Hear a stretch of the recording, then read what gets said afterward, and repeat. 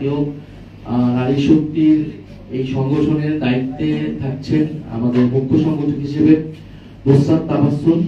উনি জুলাই গণঅভ্যুত্থানের অন্যতম ফেস, আমাদের যিনি সবাই নির্যাতিত হয়েছিলেন গণঅভ্যুত্থানের জন্য পক্ষে অংশগ্রহণ করার জন্য, এবং পরবর্তীতে জাতীয় নাগরিক পার্টিতে গুরুত্বপূর্ণ ভূমিকা রেখে এসেছেন।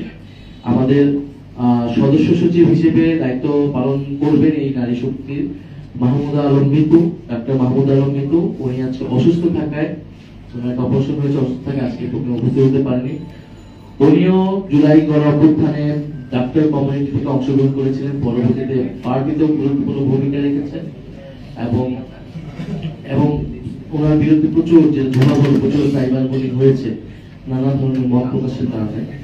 আমাদের জাতীয় নারী শক্তির আহ্বায়ক হিসেবে দায়িত্ব পালন করবেন মনিরা শারমিন।